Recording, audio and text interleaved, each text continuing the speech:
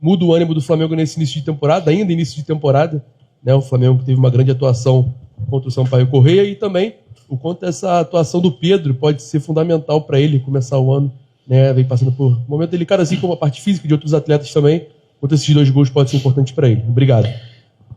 As atuações a nível individual são importantes para o jogador recuperar a confiança, recuperar sensações com bola, mas no meu caso eu preciso recuperar comportamentos coletivos e esse jogo serve muito para recuperar e corrigir esses pequenos detalhes que vinham se fazendo nos últimos jogos e que se fizeram em certa parte do jogo hoje um pouco, mas menos, porque como não temos quase tempo para treinar, as correções, maior parte são em vídeo, então já vi outro tipo de posicionamento na qual facilita bastante o jogo da equipe e com isso os jogadores jogam melhor, correm menos, mas principalmente recuperam sensações. Eles não esqueceram de jogar, eles sabem jogar, o futebol está dentro deles.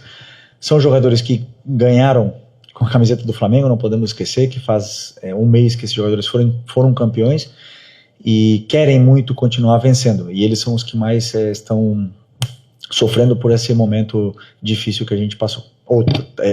Estamos superando. Boa noite, Felipe. Aqui à sua direita, Rodrigo Cerqueira, do Grupo Globo. Na coletiva passada você tinha falado até que tinha sido um pouco injusto com o Everton Araújo por não ter dado tantos minutos, talvez, como ele merecesse nesse início de temporada.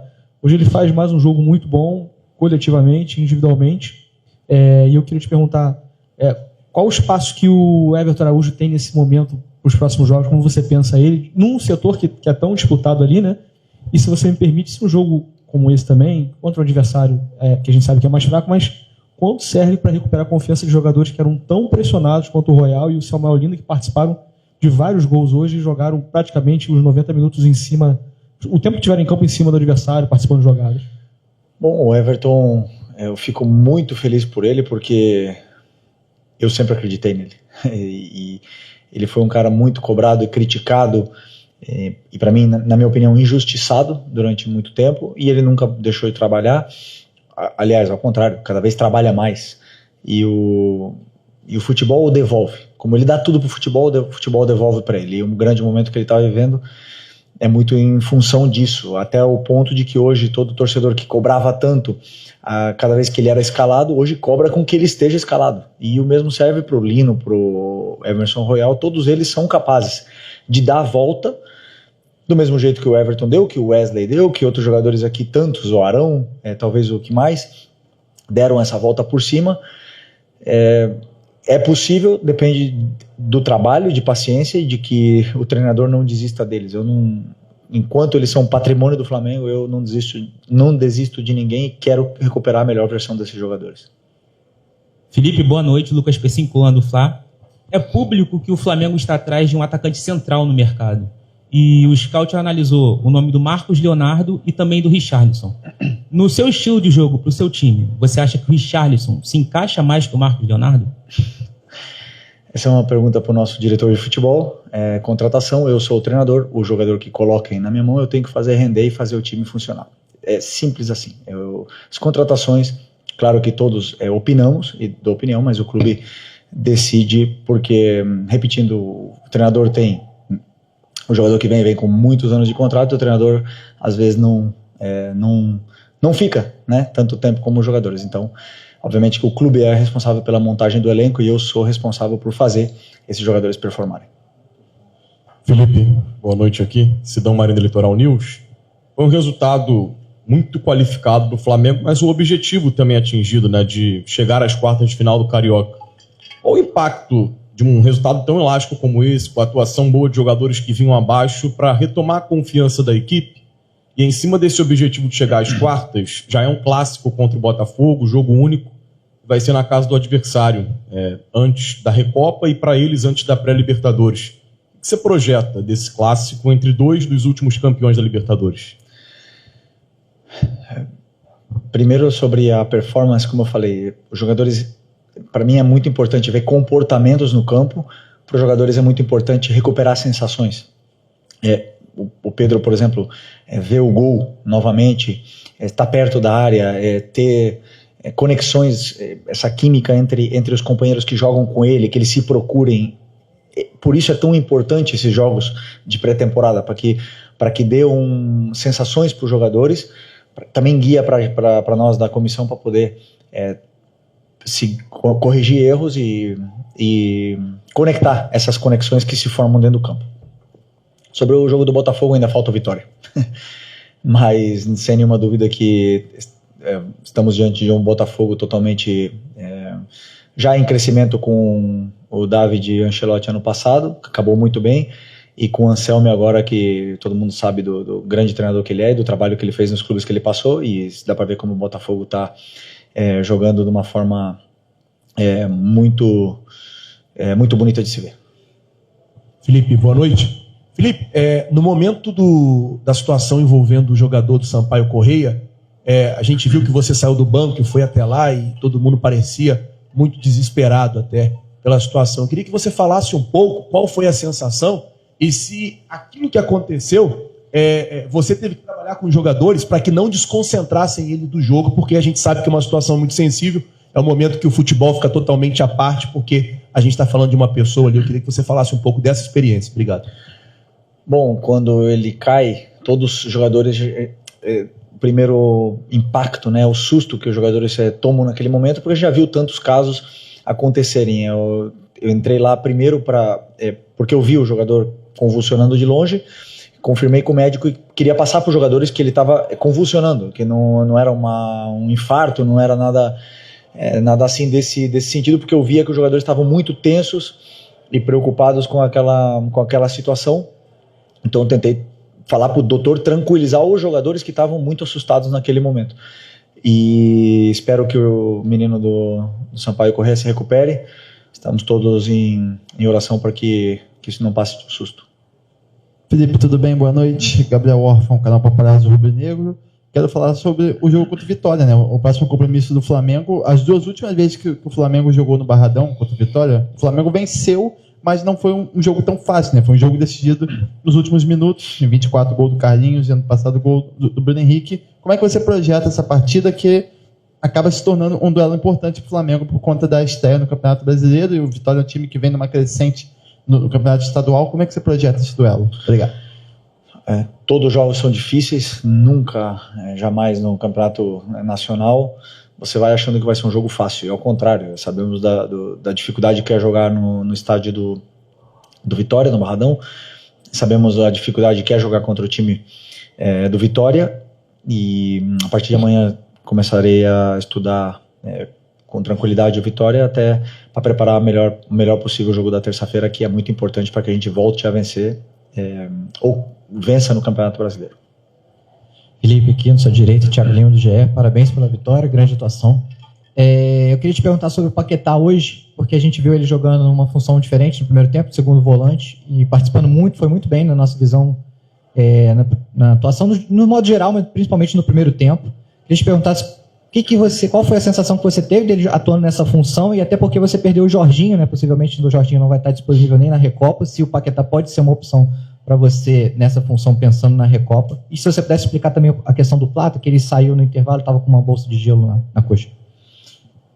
Relatou dores na perna, o Plata relatou dores na perna e, por precaução, substituímos ele para não correr riscos.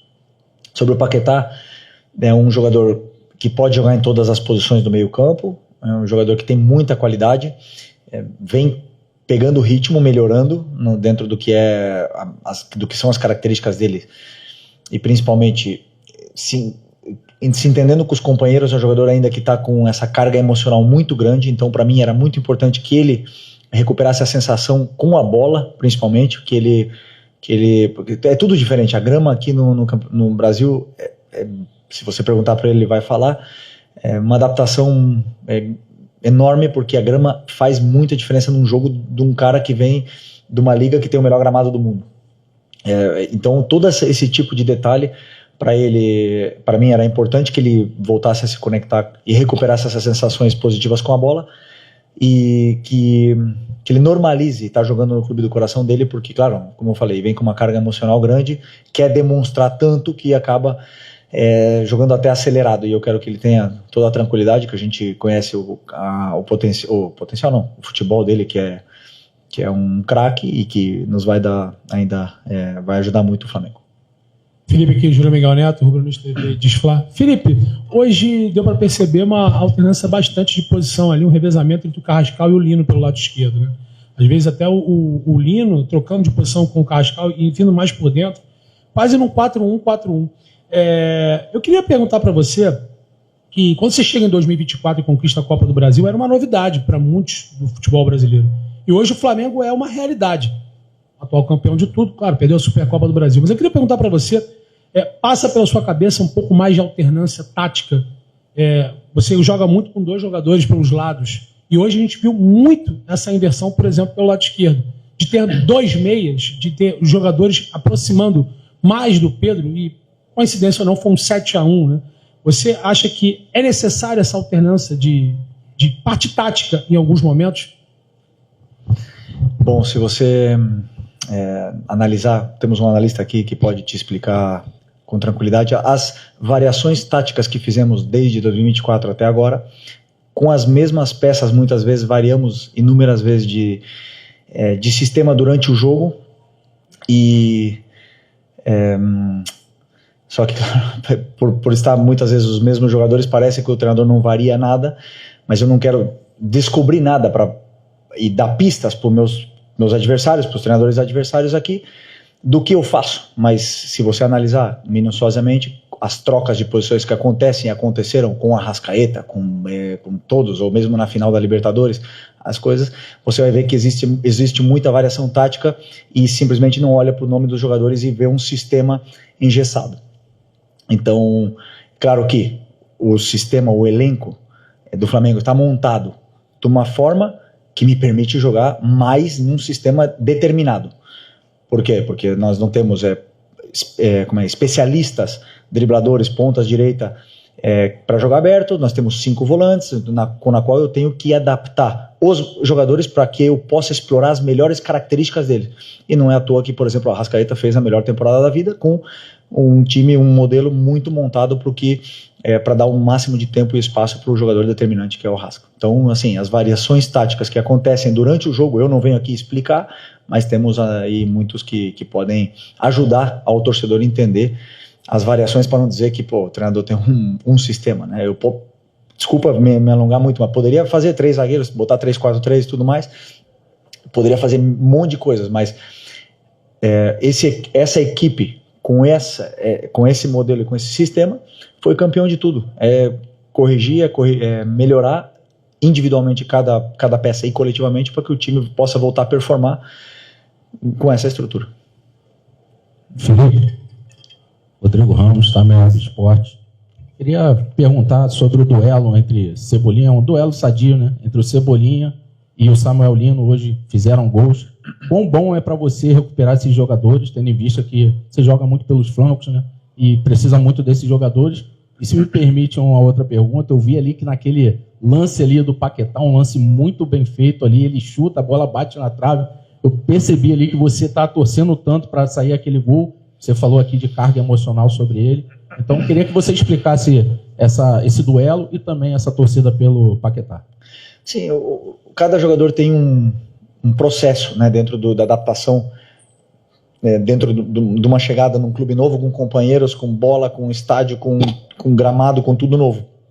E muitas vezes um gol libera o jogador para jogar mais solto, para não ter essa carga, como eu falei, emocional grande de ter que demonstrar. É o contrário, ele já demonstrou tudo que tinha que demonstrar, eu quero que ele jogue o mais solto, leve e tranquilo possível, sem jogar acelerado em nenhum momento. Então, às vezes, esse gol ajuda isso, mas depois eu já vi ele bem mais, claro que ele fisicamente ele já caiu no segundo tempo, mas já vi ele bem mais solto, bem mais tranquilo, e como eu falei, cada jogador tem um processo. Já esqueci o que você falou no começo. Bom, é que assim, o jogador que vem pro Flamengo, como eu falei, o driblador, ele tem uma função muito difícil, que é ir para 1 contra 1, e muitas vezes ele perde bolas e são cobrados. E aqui o massacre é forte para esse tipo de jogador, é muito forte. Então agora é importantíssimo que eles recuperem sensações e continuem driblando, continuem indo para cima e continuem fazendo o que eles sabem fazer, que o Cebolinha já está num grande momento, né? Eu preciso que o Lino também volte, e hoje já recuperou sensações também. Espero que eles continuem a evolução. Felipe, Vitor Nicolau da Flamengo TV, ainda no assunto Paquetá, você já trouxe aqui algumas vezes que ele pode jogar em qualquer uma, do 5 até o 11. Hoje você falou da carga emocional na escalação dele, e aí eu analisando ali o primeiro tempo dele, que ele jogou de volante, ele teve 54 ações com bola. No último jogo inteiro, cerca de 70 minutos, muito mais tempo, ele teve 44 ações com bola, muito menos. Você recuou ele para que ele tivesse mais a bola e aí se sentisse jogador do Flamengo mais vezes e quebrasse essa barreira emocional e técnica para melhorar em campo? A gente viu ele melhorando ao longo do jogo. Essa foi a tua intenção?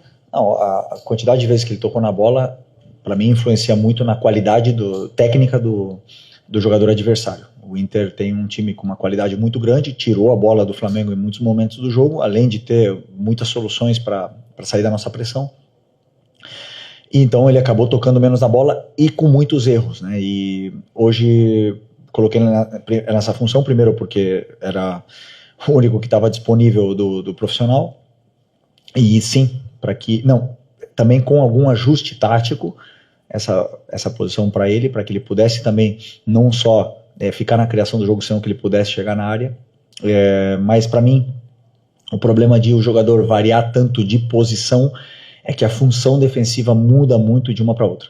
Então vocês muitas vezes podem falar que ele pode jogar na meia direita, na meia esquerda, mas tudo muda dependendo da função também defensiva que ele vai desempenhar em cada uma delas. E não é a mesma coisa defender de volante que defender de ponta, defender de meia, como o Arrasca defende, por exemplo. Então, para mim, é o único problema que tem ele ficar mudando muito, porque depois são detalhes táticos que se perdem também. Felipe, boa noite. Fábio Torres aqui, canal Deco SRN. Parabéns pela vitória. Felipe, hoje eu vi um Flamengo com muita movimentação. Também no setor defensivo, uma linha de 3 na hora de sair, jogando, né? O Ayrton Lucas não subiu tanto assim, né? Estava muitas vezes lá atrás para sair jogando a bola. Quando ele subia para fazer uma triangulação ali pela esquerda, com o Carrascal ou com o Samuel Lino, o Everton voltava, o Everton Araújo um pouquinho, né, para poder fechar ali. E na frente a movimentação constante dos extremos, né? Estavam invertendo de posição toda hora. O Samuel Lino, inclusive, fez um gol de centroavante, né? Pisando dentro da área, tendo mais conclusão. Isso se deve à questão do adversário hoje? Foi um plano de jogo para hoje, ou você pretende implementar isso em outras partidas também? Essa movimentação não tão posicional assim, o jogo não tão preso. Mas eu sempre peço para que eles façam isso. E eles fazem isso desde que eu estou aqui. Muitas vezes varia, o Arrasca abre, não quero descobrir nada aqui, mas essas movimentações eu peço para que eles façam as trocas com os riscos que existem, né? E isso, cada adversário tem formas de marcar diferente, e que algumas facilitam, claro, vocês podem ver hoje, porque a gente ficou muito mais com bola, os jogadores encontravam mais espaços para poder se movimentar, e tem adversários, por exemplo, como o Corinthians, que individualizou a marcação e o único espaço está nas costas da defesa, e não te deixam jogar, e não te deixam nem variar, porque eles perseguem. Então isso depende muito do jogo e do adversário, mas os jogadores eles têm, não digo liberdade, mas têm permitido essa troca de posições. Felipe, Raíza Simplício aqui. Felipe, você falou agora há pouco sobre voltas por cima, né? E acho que a gente pode até colocar o Everton Cebolinha nessa também. Você também disse que ele vivia um grande momento, ele teve um início difícil no Flamengo, demorou para engrenar, acabou engrenando na reta final do ano passado, e isso acaba coincidindo com o último ano de contrato dele, né? E, enfim, no meio do ano ele pode assinar pré-contrato, corre risco de sair até de graça. Durante as conversas pelo Caio Jorge, lá de Minas, veio a informação de que o Flamengo chegou a oferecer o Everton Cebolinha mais um valor pelo Caio Jorge. Enfim, queria saber de você quais são os teus planos, né, para o Everton Cebolinha, se você gostaria que renovasse o contrato dele, como é que você enxerga ele hoje no teu time? Se ofereceram, não falaram para mim, eu não acredito que isso tenha sido verdade, porque é um jogador muito importante para nós. Com a saída do Michael, temos o Lino e o Cebolinha para jogar do lado esquerdo, junto com o Carrascal e o Bruno, que também podem fazer essa função.